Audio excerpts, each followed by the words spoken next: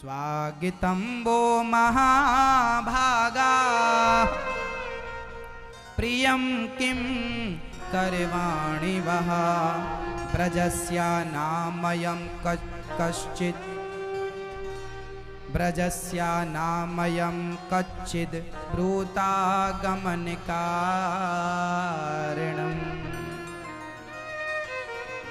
भगवान कहते हैं गोपियों आओ, स्वागत है, ये बताओ आपके लिए मैं क्या करूं कि आप प्रसन्न हो जाओ, बताओ। गोपियां कहती हैं प्रभु हमें आप बुलाए हैं तो अपना लीजिए। भगवान बोली तुम अपने पतियों को, परिवार को छोड़ आई हो, जाओ अपने घर। स्त्री का धर्म है पति की सेवा करना, तुम यहाँ आ गई हो, ये तो तुमने ठीक नहीं किया। आज भगवान गोपियों को स्त्री धर्म का उपदेश करने लग गए। मैया बताओ नारी का धर्म क्या है? नारी का धर्म क्या है मैया?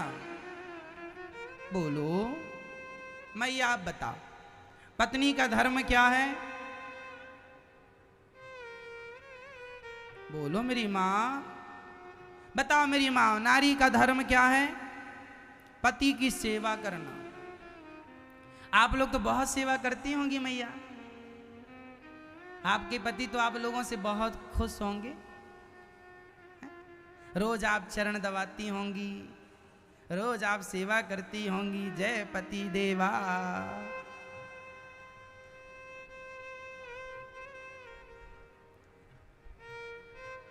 पति की सेवा रोज किया करो मेरी माँ। अच्छा, विडंबना तो ये है स्त्री की, आप लोगों की श्रद्धा एक पत्थर पर हो जाती है, लेकिन आपकी श्रद्धा अपने पति पर नहीं होती। ये बड़ी विडंबना है, हाँ या ना? आप लोगों के साथ ये बड़ी मुसीबत है कि आपकी श्रद्धा एक पत्थर पर तो हो जाती है, लेकिन पति पर नहीं होती। इसलिए हम कहते हैं यदि श्रद्धा की दृष्टि से तुम पत्थर को देख सकती हो और पत्थर में भगवान का दर्शन करती हो, तो फिर श्रद्धा से अपने पति में भगवान का दर्शन क्यों नहीं कर लेती हो? यदि वो भगवान पत्थर में है तो पति में भी तो है। इसलिए हम आपसे ये कहेंगे कि आप अपने पति को भगवान माना करो। ये हम नहीं कह रहे हैं, हमारे शास्त्र कह रहे हैं। माता अनुसुईया ने अपने पति को भगवान की तरह पूजा, तो आज उनका नाम जगत में है अनुसुईया माता। माता सीता ने अपने पति राम के लिए, वो स्वप्न में भी राम का त्याग नहीं करती। जब राम जी ने माता सीता का त्याग कर दिया और राम जी को छोड़कर माता सीता जब अकेली जंगल गई, तो वहां पर जानती हो मैया, जब सीता माँ जंगल में आके अकेली खड़ी हुई तो किसी ने माता सीता से कहा कि सीता माता सुनो, देवी सीता, आप अब भगवान से ऐसी प्रार्थना करो कि राम जैसा पति आपको अब ना मिले। देखो ना उन्होंने आपको छोड़ दिया, देखो ना उन्होंने आपको घर से निकाल दिया। माता सीता ने उनके मुंह पे हाथ रख दिया और उन्होंने कहा तुम नहीं जानती हो कि मेरे राम कैसे हैं, तुम नहीं समझती हो कि मेरे राम कैसे हैं। मैं भगवान से यही प्रार्थना करती हूँ कि हे विधाता, जब जब मेरा जन्म हो इस धरती पर, तब तब मुझे पति के रूप में केवल मेरे राम ही मुझे मिले। मेरे राम की आज्ञा का पालन करती हो, वह नारी पतिव्रता है। इसलिए नारी को पतिव्रता होना चाहिए। स्त्री का पतिव्रता होना ही सबसे बड़ा श्रृंगार है, स्त्री का पतिव्रता होना ही सबसे बड़ा उसका आभूषण है। लेकिन आजकल माताएं आभूषण सोने चांदी की बहुत लगा पहन लेती हैं, पर उनकी पति बुलाए यहाँ आओ, अरे पति एक दिन पति ने कहा पानी लाना एक गिलास, खुद से पानी भी नहीं पी सकती हो, देख नहीं रहे हो मैं रानी हार पहन रही हूं।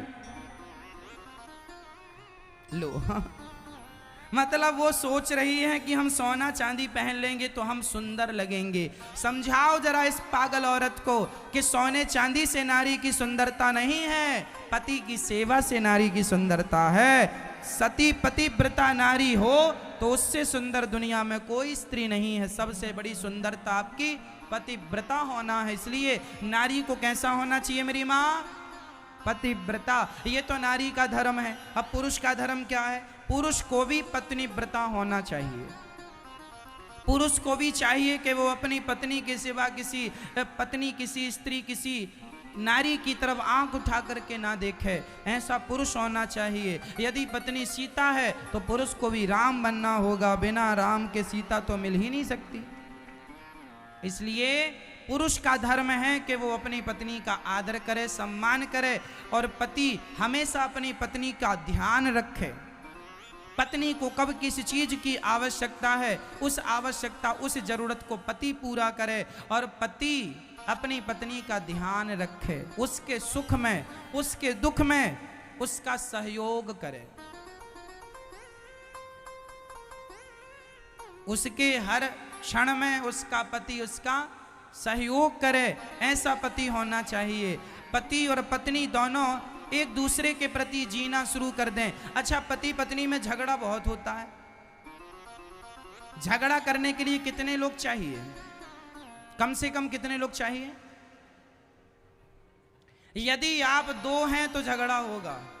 इसलिए हम कहते हैं कि पति पत्नी तुम दो ना रहो, दोनों मिलके एक हो जाओ।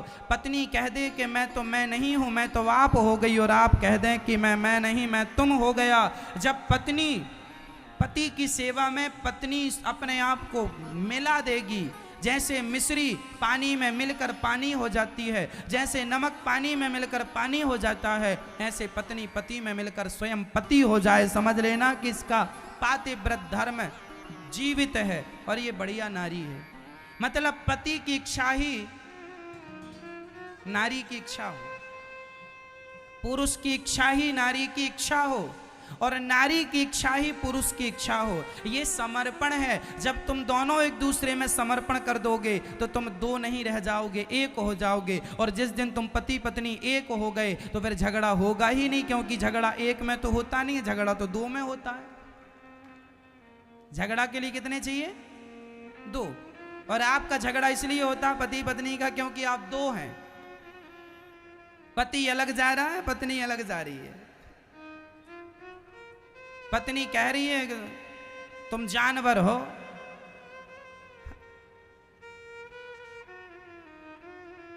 एक दिन पत्नी ने कह दिया अपने पति को तुम जानवर हो।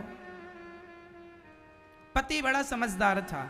अच्छा, पत्नी बेवकूफी का परिचय दे तो पति को समझदारी का परिचय देना चाहिए, और पति बेवकूफी का परिचय दे तो पत्नी को समझदारी का परिचय देना चाहिए। यदि दोनों ही बेवकूफ हो जाएंगे तो काम कैसे बनेगा? पति गाली दे तो पत्नी जरा चुप रहे, आज तुम्हारा दिन है, तुम गाली दो, कल हमारा आएगा, हम भी देख लेंगे। तो आज बेचारे को अकेली भौंकने दो, तुम ना उसके भौंकने में सम्मिलित हो जाना। आज एक ही कुत्ता घर में पर्याप्त है। भौं भौं भौं भौं भौं, एक कर रहा भौं, तुमने भी कर दिया भौं भौं। लो, अभी एक था, वो दो दो हो गए। तो तुम दूसरे ना बन जाना, एक बहुत है। हाँ जी मैया, बात समझ में आ रही है? पति कुछ कहे तो आपको उसका उत्तर नहीं देना चाहिए। कोई बात नहीं, आज कह दिया, गाली दे दिया, प्यार करता है मेरी माँ। देखो आपका पति आपको प्यार करता है कि नहीं? हाँ या ना बताओ, सच्ची बताना, आपका पति आपको प्यार करता है कि नहीं? मैया देख रहा टीवी पर सिर हिला दो। नहीं कहेगा लो कि हम प्यार नहीं करते, तुम तो सिर भी नहीं हिला रही थी। आपके पति आपको प्यार करते हैं कि नहीं? ऐसे ऐसे करो, करते हैं? हाँ या ना बोलो, हाँ जोर से। करते हैं मैया? लगता करते नहीं है, इसलिए निकल नहीं रहा है। हाँ, हाँ कैसे कहे महाराज? हाँ ना ना ना, हाँ कहें कि ना कहें? यदि आपके पति आपको प्यार करते हैं तो फिर डांटेंगे किसे? प्यार आपको करेंगे तो डांटने पड़ोसन को तो जाएंगे नहीं कि चलो प्यार खुद की पत्नी से करें और डांटने पड़ोसन के गए। पड़ोसन यहाँ आओ, प्यार पत्नी से करेंगे, डांटेंगे तुम्हें। अरे जब प्यार तुम्हें करेगा तो डांटेगा भी तुम्हें। तो जब प्यार तुम मीठा मीठा गप हम और कड़वा कड़वा थू, ऐसा नहीं होता। यदि पति का प्यार तुम लेती हो तो पति की डांट भी सहो। यदि प्यार मीठा होता है तो गालियां कड़वी होती हैं। जब मीठा मीठा तुमने गप किया है तो कड़वा कड़वा थू क्यों, कड़वा कड़वा भी लो, कभी कभी तो कड़वा भी मिलता है, गालियां भी मिलेंगी ना। इसलिए सहन जीवन में, गृहस्थ में सबसे जरूरी चीज क्या है बताओ? गृहस्थ में पति पत्नी के बीच में सबसे ज्यादा जरूरी क्या है? सहनशीलता। गृहस्थ जीवन में सबसे पहली चीज है सहनशीलता।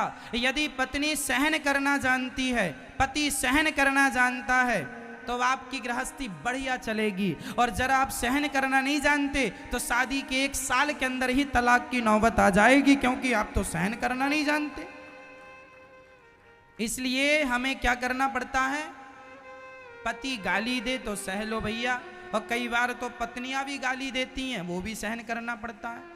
तो पत्नी की गाली पति सह ले और पति की गाली पत्नी सह ले। बस ये सहन करना सीख लिए तो आपसे बढ़िया, आपसे पढ़ा लिखा फिर मुझे नहीं लगता कि दुनिया में कोई है। एक बात बताऊं मेरी माँ, हमारे बगल में एक पति पत्नी रहा करते हैं, दोनों पढ़े लिखे, दोनों ने PhD कर रखी है। सुनना बहुत ध्यान से, हमारे बगल में एक पति पत्नी रहते हैं, वहां पर दोनों, पत्नी ने भी PhD कर रखा है, पति भी PhD है, और दोनों बढ़िया समझदार, इंटेलिजेंट, उनके जैसा विद्वान नहीं लगता कि कोई होगा। और हमारे इस बगल में तो ये दोनों पढ़े लिखे लोग रहते हैं, PhD वाले, और इस तरफ एक पति पत्नी और रहते हैं, बिल्कुल मूर्ख, कोई ना पत्नी स्कूल गई ना पति, दोनों अंगूठा छाप हैं। लेकिन मैं देखता क्या हूं कि ये जो पढ़े लिखे लोग हैं, ये पति पत्नी में, इनमें पढ़ाई लिखाई का एटीट्यूड ज्यादा है। तो पति कभी कभी बोलता है चुप रहो, साइलेंट, ज्यादा बकबक ना किया करो, हमारी बात माना करो। पत्नी बोली तुम एक PhD हो, हम डबल हैं, हम ज्यादा कहेंगे। सिंगल PhD हो तुम एक सब्जेक्ट में, हमने डबल सब्जेक्ट में कर रखा। और पत्नी अपनी पढ़ाई का रुतबा दिखाए और पति अपनी पढ़ाई का रुतबा दिखाए, और दोनों में तू मैं होती रहती, पड़ोसी लोग आनंद लेते रहते थे। गांव वालों ने इनकी तो तू मैं सुनी मेरी माँ, क्योंकि ये पढ़े लिखे थे। लेकिन गांव के लोग बचपन से बुढ़ापे में चले गए, ये अनपढ़ पति पत्नी की तू मैं इन्होंने कभी नहीं सुनी। ये दोनों प्यार से रहते हैं। अब बताइए, PhD कर लेना अलग विषय है मेरी माँ, पढ़ाई लिखाई कर लेना अलग विषय है, लेकिन मेरा मानना है कि गृहस्थ जीवन को सही तरीके से जो निभा दिया वही सच्चा पढ़ा लिखा व्यक्ति है। जो गृहस्थ जीवन को बढ़िया से चला लिया, उसके जैसा पढ़ा लिखा कोई नहीं है। तुम पढ़े लिखे लोग रोज लड़ते हो, तुमसे अच्छे वो लोग हैं जो अनपढ़ हैं, कम से कम झगड़ा तो नहीं करते, तुमसे ज्यादा प्यार से रहते तो हैं, तुमसे ज्यादा प्यार से हंसते हैं, तुमसे ज्यादा मोहब्बत से रहते हैं, तुमसे ज्यादा सोते हैं, तुमसे ज्यादा हंसते हैं, तुमसे ज्यादा खुश रहते हैं। और तुम पढ़े लिखे हो पर हंसते ही नहीं हो, खुश ही नहीं रहते हो। तो आप बताओ फिर, पढ़ा लिखा होना किस काम का यदि मैं पढ़ा लिखा होकर खुश ना रहा? इसलिए तुम्हारी पत्नी जैसी है, तुम्हारा पति जैसा है, उसके संग खुश रहा करो। यही तुम्हारी सबसे बड़ी शिक्षा है। यदि तुम पति पत्नी खुश रहते हो। एक वैश्या होती है जो नाचती है, वो नाचकर दुनिया के पुरुषों को रिझाती है। और मीराबाई ने भी पाँव में घुंघरू बांध बांध कर नाचे थे। उसका नाचना भगवान को रिझाने के लिए है। हमारे यहाँ नाचना वेद आज्ञा करता है। नारद जी नाच नाच के भगवान को रिझाते, नारद जी वीणा बजाते हैं कि नहीं? फिर हमारे यहाँ नाचना भी भक्ति है, पर वो भगवान के लिए नाचा जाए। पग घुंघरू बांध मीरा नाची रे, पद है कि नहीं मीराबाई का? पग घुंघरू बांध मीरा नाची रे। मीरा कहे मैं तो भई रे बवरिया, सास कहे कुल नासी रे। पग घुंघरू बांध मीरा नाची रे। इसलिए मैया आप अपने बेटों के संग देखो, जीवन को हैप्पी गुजारना है, खुश गुजारना, खुशमय। तो देखो मेरी बात को बहुत गंभीरता से सुनना। अपने बेटी, अपना बेटा, अपने पति, अपनी पति और आपके घर में जो सास ससुर हैं उनको भी बिठाओ और बढ़िया भगवान के आगे एक भजन लगा दो और बढ़िया भजन चलने दो और जरा भगवान के आगे जरा झूमा करो, नाचा करो बढ़िया। भागवत जी के एकादश स्कंद में ये बात लिखी है कि मेरा भक्त मुझे कभी कभी भजन सुनाए, कभी कभी मुझे नाच कर दिखाए, तो आप आधा घंटा नाच लिया करो, 10 मिनट और कीर्तन किया करो, नाच नाच के हो जाएगा। आपको पता है रस्सी कूदना, जैसे हम लोग रस्सी कूदते हैं ना, जमीन से ऊपर उठना उछलना, उससे ऐसा डॉक्टर लोग जब कोई बीमार पड़ जाता है ना, यहाँ मस्तिष्क की कोई प्रॉब्लम हो ना, तो डॉक्टर कहता है जमीन पर उछलिए। इससे क्या होगा, आपका जो दिमाग असंतुलित हो गया है वह संतुलित हो जाएगा। सच्ची बताएं, हमारी पूजा पाठ नाचना भी सब साइंस से भरा पड़ा, सब साइंटिफिक है, इसलिए सब थोड़ा थोड़ा ऐड कर लीजिएगा। अच्छा, अब भगवान गोपियों के संग बढ़िया रास रचाने लगे। तो आप अपने पतियों के लिए हमेशा ही भगवान का भाव रखेंगे और पति लोग अपनी पत्नी के लिए देवी का भाव रखेंगे, कभी उनको सताएंगे नहीं, परेशान नहीं करेंगे और हर हाल में आपको खुश रहना है। चलो अब भगवान गोपियों के संग रास रचाने लगे। गोपियों ने कहा कि संसार के पति तस्वीर मात्र हैं, आप सबके पति हैं, इसलिए हम सबको छोड़कर आपके पास आई हैं। एक पत्नी अपने पति से बहुत प्यार करती थी। उसका पति परदेश चला गया। पत्नी ने हाथ जोड़कर कहा कि स्वामी जी मैं आपके बिना कैसे रहूंगी।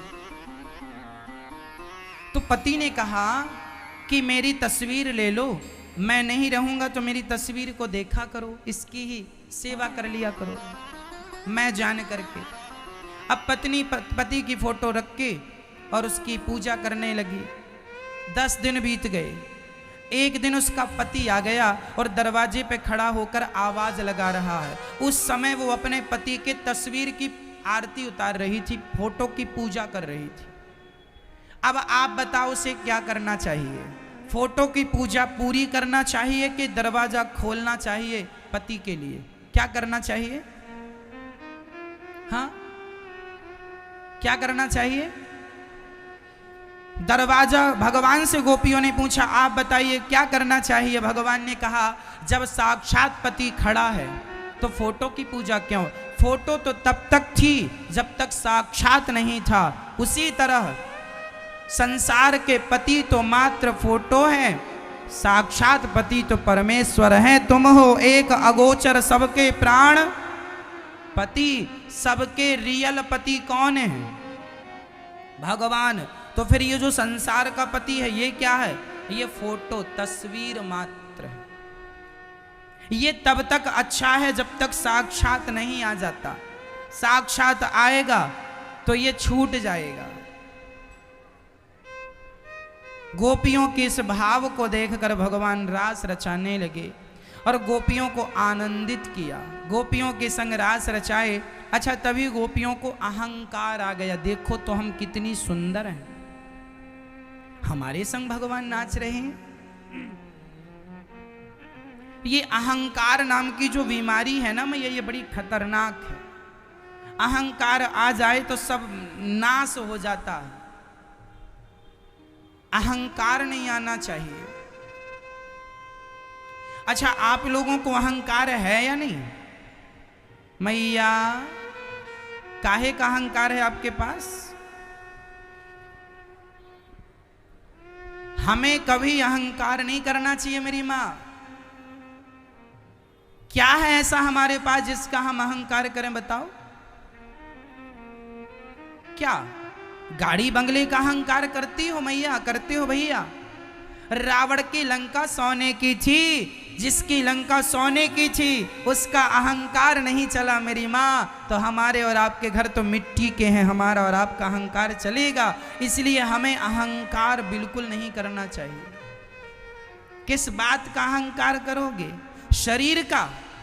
शरीर की सुंदरता भी एक दिन, चढ़ता सूरज धीरे धीरे ढलता है, ढल जाएगा। यहां तो गर्मी सूरज की भी नहीं रहती। जब सूर्य भगवान की गर्मी नहीं टिकती तो तुम्हारी और हमारी गर्मी क्या टिकेगी? तुम्हारी और हमारी अकड़ क्या टिकेगी? सूर्य भगवान भी शाम होते होते ढल जाते हैं। बताओ, 12 बजे सूर्य भगवान बहुत गर्म होते हैं, 2 बजे भयंकर गर्म होते हैं। अच्छा, सूर्य भगवान बड़े गर्म हो आप? अच्छा ठीक है, देखते हैं कि आप कब तक गर्म रहते हैं। 4 बज गए, 5 बज गए, 6 बज गए, 7 बजे तक तो सूर्य भगवान चले गए, कोई गर्मी नहीं। कहाँ गए? शाम होते होते तो सूर्य भी ढल जाते हैं। तुम्हारी ये जवानी, तुम्हारा ये समय, ये भी ढल जाएगा मेरी माँ। इसलिए इसकी गर्मी, इसका अहंकार यदि है तो इसका अहंकार जल्दी से त्याग दो। इन सब चीजों का अहंकार हमें नहीं करना चाहिए। अहंकार का परित्याग कर दो। मैं कुछ नहीं हूं, मैं जीरो हूं, शून्य, कोई अस्तित्व नहीं है मेरा। मैं किस बात का अहंकार करूं?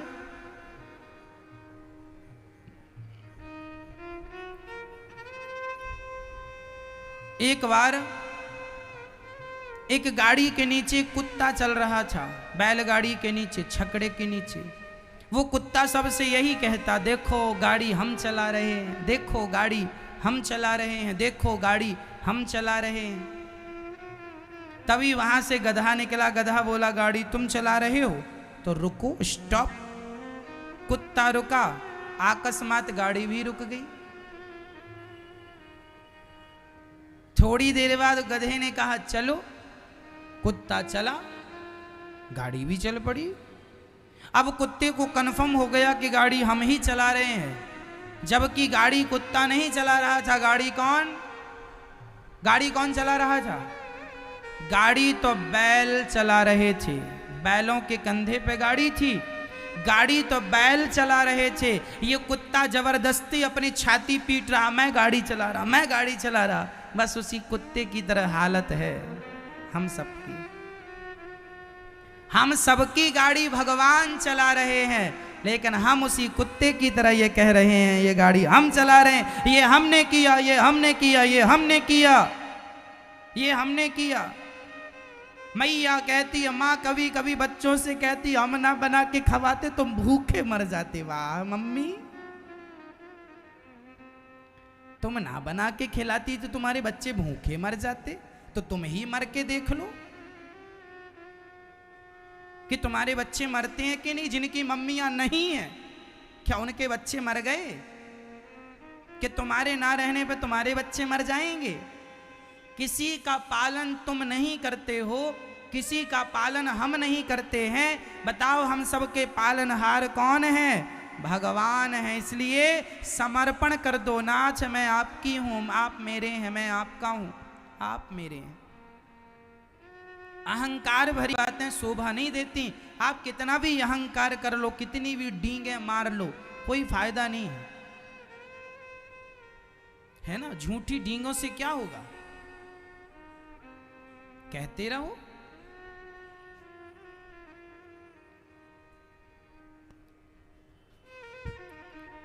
अहंकार किसी का नहीं चला तो तुम्हारा हमारा क्या चलेगा?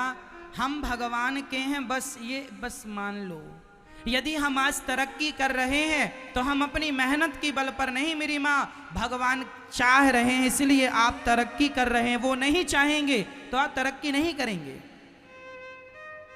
मेहनत करने वाले समाज में बहुत होते हैं, पर सबकी तरक्की नहीं होती, सबका विकास नहीं होता। मेहनत से ही विकास होता, मेहनत से ही तरक्की होती, तो सबकी तरक्कियां हो जाती।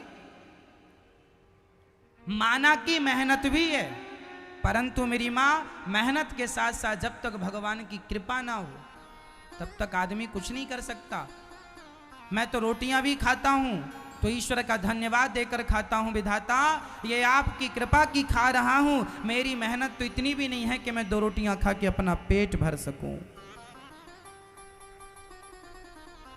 मैं तो 2 रोटी खाने के भी औकात नहीं रखता। जो भी खाता हूं वो मेहनत का नहीं, वो भगवान की कृपा का खाता हूं।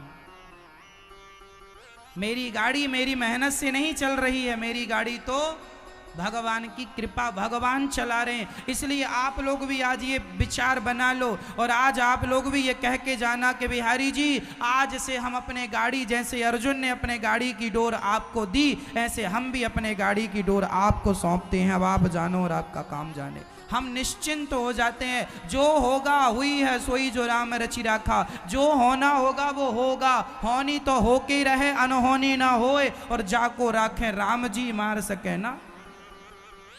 जो होना है वो होके रहेगा, और जो नहीं होना वो कभी नहीं होगा। आप एरोप्लेन से कूद जाएंगे और मौत होगी तो एरोप्लेन के बिना कूदे अंदर ही मर जाएंगे, और मौत नहीं होगी तो एरोप्लेन से कूदने के बाद भी आप नहीं मरेंगे। कितनी बार एरोप्लेन क्रैश हुआ, कितनी बार एरोप्लेन दुर्घटना में क्षतिग्रस्त हुआ। कुछ लोग मर गए पर कुछ बच गए। क्यों बच गए? जब वो मरे थे तो ये भी मर जाते, लेकिन जिन पर बिहारी जी की कृपा थी वो बच गए। मतलब जिनकी श्वास भगवान बचाए उनकी सांस दुर्घटना भी क्या लेगा। मरना था सब ही मर जाते फिर। इसलिए बचाने वाले कौन है मेरी माँ? भगवान। और मारने वाले कौन है? भगवान। वही मारते हैं, मर भी जाएंगे। मौत भी तुम्हारी है और जिंदगी भी तुम्हारी है। चाहे जिलाओ चाहे मारो, हम तो मौत से भी भागते नहीं है। आज आ जाए अभी चले जाएं। भगवान यहाँ भी आपके हैं, यहाँ से जाएंगे तो वहाँ भी आपके ही रहेंगे। यहाँ भी आपकी सेवा कर रहे हैं, वहाँ भी हमें सेवा में लगा रखना अपने चरणों में। हमारी अपनी कोई ना हमें जीने का शौक है ना मरने का शौक है। तुम ही जिलाओ और तुम ही मार डालो, हम तो तुम्हारे हैं। जैसे रखे राम जी रहना चाहिए सीताराम सीताराम। हमारा काम है सेवा करना, हमारा काम है नाम जपना, हमारा काम है कथा सुनाना। हम अपना काम कर रहे हैं, बाकी इन कामों को कैसे करना है भगवान जाने, आप जानो, आपका काम जाने। कहो मैया जी आप टेंशन किस किस की लोगे, चिंता किस किस बात की करोगे? काम भगवान का है, भगवान जाने। हम तो उनके हैं, बस हमने तो समर्पण कर दिया। नाच मैं आपका मैं आपकी, बस खत्म बात। अब आप जानो और आपका काम जानो। ना हमें जिंदगी से मोह है और ना मौत से मोह है। हम तो केवल आपके चरणों से मोह रखते हैं। हमें तो जिस दिन भगवान के चरणों का दर्शन ना हो उस दिन तो ना जाने क्या गवा दिया, क्या गवा दिया, ये भाव आता है। क्या खो दिया हमने, आज दर्शन नहीं हुआ। जीना सिर्फ तेरे लिए। भगवान से कहो कि जीना आपके लिए, बस आपके बिना कोई जिंदगी नहीं। भगवान गोपियों को अहंकार हो गया, हम बड़ी सुंदर वाह वाह वाह। भगवान बोले अच्छा तो हम चले। भगवान अंतर ध्यान हो गए। सारी गोपियां रोने लगी, विरह की अग्नि में जलने लगी। श्याम सुंदर कहाँ गए कहाँ गए। अच्छा मैया एक बात बताएं, आप लोग अभी वृंदावन में बैठे हैं तो जो वृंदावन आ जाता है ना उसे वृंदावन लगता रे ये तो ऐसे ही तो हमारा शहर भी है। ऐसे ही घर हैं, ऐसे ही मकान हैं, ऐसे ही पेड़ हैं, ऐसे ही पौधे हैं, सब तो वैसे ही है। सामान्य दृष्टि से तो वृंदावन भी सब जगह जैसा ही दिखता है। लेकिन जब इस वृंदावन की बात आध्यात्म जगत में आप सुने और समझें तो पता चले कि वृंदावन के वृक्ष को मर्म न जाने कोय, डाल डाल और पात पात में राधे राधे होए। मैया जी जो चीज हमें मिल जाती है ना सहजता और सरलता से, हमें उसकी वैल्यू नहीं होती। और वही चीज परिश्रम से मिले तो उसकी वैल्यू ज्यादा होती है। गोपियों को भगवान सहजता में मिल गए, इसलिए उनको लगने लगा रे हम तो सुंदर हैं, इसलिए भगवान आ गए हमारे पीछे पीछे डोल रहे हैं। भगवान बोले अच्छा ऐसी बात है, तो भगवान चले गए। और जब गए तो गोपियों को वो महत्व पता चल गया कि कृष्ण का महत्व क्या था। रोने लगी, हे लता पता तुम ही बताओ हमारे कृष्ण कहाँ है। हे हे गुल में लता तुम ही बताओ हमारे कृष्ण कहाँ है, हे कदम तुम ही बताओ, तुलसी तुम ही बताओ, यमुना तुम ही बताओ, पृथ्वी तुम ही बताओ हमारे कृष्ण हमारे प्राण प्यारे मनमोहन प्राण धन कहाँ चले गए। जब गोपियां रोने लगी, विरह में डूबने लगी, तब सारी गोपियों को रोता देख राधा रानी जी की आंखों में आंसू आ गए। और किशोरी जी कहती हैं श्याम सुंदर से, श्याम सुंदर मैं थक गई हूँ, जरा रुक जाओ। मानो राधा रानी का ये भाव था कि आप रुक जाएंगे तो गोपियाँ आ जाएंगी और आपको प्राप्त कर लेंगी, भगवान से गोपियों से मिल जाना होगा। राधा रानी ने कहा थक गई हूँ। कन्हैया बोले आओ मेरे कंधे पर बैठ जाओ, मैं तुम्हें कंधे पर बिठा के चलूँगा। और जैसी राधा रानी कंधे पर बैठने लगी, श्याम सुंदर श्री राधा रानी को भी छोड़कर अंतर्धान हो गए। और राधा रानी कृष्ण के बिना वैसे तड़पने लगी जैसे मछली पानी के बिना तड़पती है। मैया ये बताओ, यदि सांप को पानी से निकाल दिया जाए सर्प को, तो क्या मर जाएगा? नहीं मरेगा। कछुए को पानी से निकाल दिया जाए तो क्या मर जाएगा? बोलो, नहीं मरेगा, क्योंकि ये दोनों पानी के साथ साथ बाहर भी, थल में भी रह लेते हैं, जल में भी और थल में भी। लेकिन विडंबना तो बेचारी मछली की है कि वो पानी से निकालने के बाद थल में रह ही नहीं सकती। जैसे मछली के पास कोई ऑप्शन नहीं है पानी के सिवा, उसी प्रकार अब गोपियों के पास कृष्ण के सिवा कोई ऑप्शन नहीं। श्याम सुंदर, भगवान ने कहा जाओ अपने अपने घर लौट जाओ। गोपियां बोली अब मर जाएंगी। पति सुतान्वया भ्रातृ बांधवा, पति पुत्र परिवार छोड़ दिया है आपके लिए, अब आपको छोड़कर फिर पति परिवार पुत्र के पीछे नहीं भागेंगे। श्याम सुंदर, सब छोड़कर आपकी शरण में आई हैं, अब आपको छोड़कर भला कहां जाए। हे श्याम सुंदर, हम जैसे तुम्हारे पास करोड़ों हैं, हम जैसे तुम्हारे पास करोड़ों हैं, पर विडंबना तो ये है कि तुम जैसा हमारे पास तो केवल तुम ही हो। इसलिए हम कहां जाएं तुम्हें छोड़कर। सारी गोपियां रोने लग गईं, मछली की तरह तड़पने लग गईं। और सच्ची कहता हूं मेरी मां, जब तक जीवात्मा भगवान के लिए तड़पता नहीं है तब तक उसे भगवान की प्राप्ति होती नहीं। कोई सज्जन बोला, क्यों जी भगवान कब मिलेंगे? एक बार स्वामी विवेकानंद जी गंगा जी में स्नान कर रहे थे। कोई सज्जन आकर बोले, स्वामी जी बताओ भगवान कब मिलेंगे? स्वामी जी चुप रहे। उसने दूसरी बार कहा, स्वामी जी बताओ भगवान कब मिलेंगे? स्वामी जी चुप रहे। तीसरी बार फिर पूछा, बताओ विवेकानंद जी भगवान कब मिलेंगे? स्वामी जी बोले, यहाँ पानी में उतर, तुझे अभी मिलाता हूँ भगवान से। जैसे ही वो आदमी पानी में उतरा तो स्वामी विवेकानंद जी ने उसका सिर पकड़कर पानी में डुबा दिया और ऊपर बढ़िया कस के पानी के अंदर डुबाकर स्वामी जी ने जोर लगा दिया। वो आदमी पानी में अंदर डूबा, तड़पने लगा, छटपटाने लगा और बाहर आने के लिए उसने पूरी ताकत लगाई। और जब पूरी ताकत लगाई बाहर आ गया, गहरी गहरी सांसें लेता बोला, स्वामी जी प्राण ले लोगे क्या? मार डालोगे क्या? स्वामी जी बोले, यही तेरे प्रश्न का उत्तर है। कैसे? तुमने पूछा कि भगवान कब मिलेंगे, जैसे तुम पानी से बाहर आने के लिए छटपटा रहे थे, यही छटपटाहट जिस दिन भगवान को पाने के लिए आ जाएगी उसी दिन भगवान मिल जाएंगे। विडंबना तो ये है कि हम पानी से बाहर निकलने के लिए तो छटपटाते हैं, पर भगवान से मिलने के लिए ऐसे छटपटाते नहीं, इसलिए भगवान नहीं मिलते। स्वामी विवेकानंद जी ने कहा, जैसे तू पानी से निकलने के लिए पूरी ताकत लगा दी तूने, उसी प्रकार जब भगवान को पाने के लिए जीवात्मा पूरी ताकत लगा देगा तब जाकर के भगवान मिलेंगे। पूरी ताकत लगा दीजिएगा और वैसे ही तड़पिएगा। वैसा तड़पन ये मेरे कहने से नहीं होगा। मीराबाई रात रात जागती, रोती रहती। कोई पूछे, क्यों मीरा, क्यों रो रही हो? बोले, हमें कृष्ण की याद आ रही है। तकिया गीला हो जाता उसका, पूरे वस्त्र गीले हो जाते। मीरा कितना रोती थी, सिसक करके रोती थी। विडंबना तो यह है कि हम लोगों की आंखों के आंसू सूख गए। एक मैया कथा में आती तो मिर्ची लेकर साथ आती। कथा जब सुने तो थोड़ी थोड़ी देर में मिर्ची लगाए आंखों में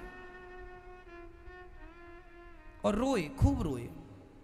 तो पड़ोसन ने देख लिया उसको। अच्छा, गुरुजी को क्या लग रहा है, ये बड़ी भक्त है, देखो बहुत रोती है। तो पड़ोसन ने गुरुजी से कहा, गुरुजी इसके आंसुओं पे मत चले जाना, ये मिर्ची लगाती है, ये सच्ची नहीं रोती। तो गुरुजी ने बुलाया, उससे कहा, क्यों तुम कथा में आती हो तो मिर्ची क्यों लगाती हो आंखों में? तो वो महिला बोली, गुरुजी आप इतनी अच्छी कथा सुनाते हैं। अच्छा, तो अच्छी कथा सुन के मिर्ची लगाने की क्या जरूरत है? बोली, गुरुजी आप इतनी अच्छी कथा सुनाते हैं, फिर भी मेरी आंखें निकम्मी हो गई हैं, इन आंखों में आंसू बचे ही नहीं, इसलिए मैं इन आंखों को दंड देती हूँ कि तू संसार के लिए तो बहुत रोती थी, अब भगवान के लिए कब रोएगी, इसलिए मिर्ची लगाती हूँ, दंड देती हूँ इन आंखों को कि यदि तुम नहीं रोई भगवान के लिए तो तुम्हें फोड़ दूंगी, लेकिन तुम भगवान के लिए नहीं रोई तो भगवान के लिए आंख ना रोए तो इन आंखों का होना व्यर्थ है। हमारी ये आंखें कब शोभायमान होंगी मेरी माँ? आंखों की शोभा तब है जब ये भगवान के लिए रोती हो। हे प्रभु, नहीं मिलोगे तो प्राण निकल जाएंगे। जब जीवात्मा भगवान के लिए रोता है तो भगवान, जब छोटा सा बच्चा मेला जाता है ना मेरी माँ, और कोई खिलौना मांगे और माँ ना दिलाए तो रोता है, बिना रोए उसे 20 रुपए का खिलौना नहीं मिलता। तो बताओ मेरी माँ, क्या तुम्हें बिना रोए भगवान मिल जाएंगे? इसलिए भगवान को पाने के लिए शर्त पहली है, तुम्हें रोना पड़ेगा। बिना रोए बच्चे को खिलौना नहीं मिलता, तो बिना रोए भक्त को भगवान नहीं मिलेंगे। एक भक्त का नाम मुझे बता दीजिए जो बिना रोए भगवान को प्राप्त कर लिए हो। एक का नाम बताइए, कौन है वो? क्या तुलसीदास जी नहीं रोते थे? तुलसीदास जी रोते थे, रोते थे। श्री रामानुजाचार्य जी भगवान रोया करते थे अपने भगवान के लिए, प्रभु बहुत दिन हो गए हैं बिछड़े हुए, कब दर्शन दोगे? हर भक्त का इतिहास उठाइएगा, वो सच्चा भक्त वही है जो सिर्फ भगवान के लिए रोता हो। संसार के लिए रोने वाला तो तुच्छ व्यक्ति हो सकता है, भोगी और विलासी, लेकिन जो भक्त है वो संसार के लिए नहीं, सिर्फ भगवान के लिए रोता है। कन्हैया तुम्हें एक नज़र देखना है, जिधर तुम छिपे हो उधर देखना है, कन्हैया तुम्हें एक नज़र देखना। जब गोपियां रोईं और रोकर गोपियों ने एक गीत गाया, तब भगवान को लगा अब जाना पड़ेगा। गोपियां जब भगवान के लिए रोई और अब ऐसी स्थिति आ गई, बस नहीं आए तो प्राण निकल जाएंगे। जब भक्त को भगवान इतना तड़पता देखते हैं कि अब मेरे बिना ये मर जाएगा, तब भगवान वहाँ प्रकट होकर अपने भक्तों की रक्षा करते हैं। और गोपियों के सामने प्रकट हो गए भगवान, गोपियों के मध्य भगवान महारास रचाने लगे। गोपियां बोली, आप कौन से प्रेमी हैं? भगवान बोले, हम तो आपके ऋणी हैं, बस ये समझो। और भगवान ने गोपियों के संग अब महारास रचाया। जितनी गोपियां गोले में थी उतने कृष्ण, तो किसी गोले में 5 गोपियां थी तो 3 कृष्ण, तो किसी गोले में 10 गोपियां थी तो 5 कृष्ण, तो किसी गोले में 20 गोपियां थी तो 20 कृष्ण। ऐसे हजारों गोला बना के भगवान हर जगह उपलब्ध थे। अब देखिएगा, जिस भागवत में लिखा है भगवान रास रचा रहे हैं, उसी भागवत में ये लिखा है कि जितनी गोपियां थी उतने भगवान प्रकट हो गए। ये कोई सांसारिक व्यक्ति की लीला नहीं है, ये कोई सामान्य पुरुष की कथा नहीं है, ये तो भगवान सच्चिदानंद परमात्मा परब्रह्म परमात्मा की कथा है। यत्र योगेश्वरः कृष्णो यत्र पार्थो धनुर्धरा, ये योगियों के भी परम योगी भगवान, उनकी कथा है।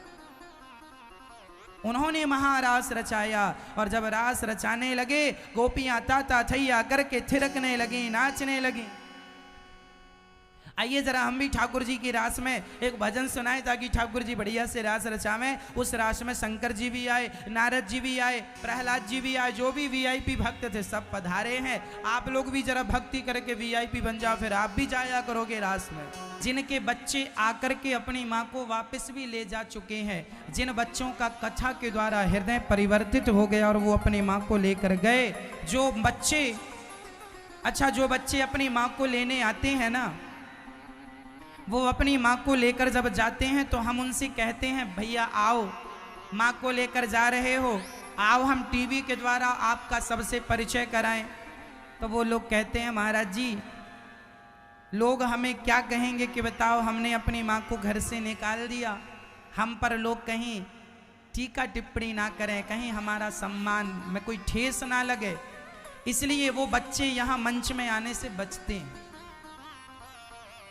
बच्चे लगभग मैया 200 माताएं यहाँ से जा चुकी हैं, जिनके बच्चे बेटा या फिर बेटी अपनी माँ को ले जा चुके हैं। उनसे हम कहते हैं कि आप आए हैं तो मंच में आइए, सबको अपनी बात बताइए, क्यों माँ को घर से निकाले और अब क्यों लेने आए हो। तो वो हमसे बता देते हैं महाराज जी हमने घर से निकाल दिया, माँ के साथ गलत व्यवहार किया, ये हमारी गलती थी, पर जब कथा सुनी हमने तब हमारी गलती का हमें एहसास हुआ और हम लेकर के जा रहे हैं अपनी माँ को।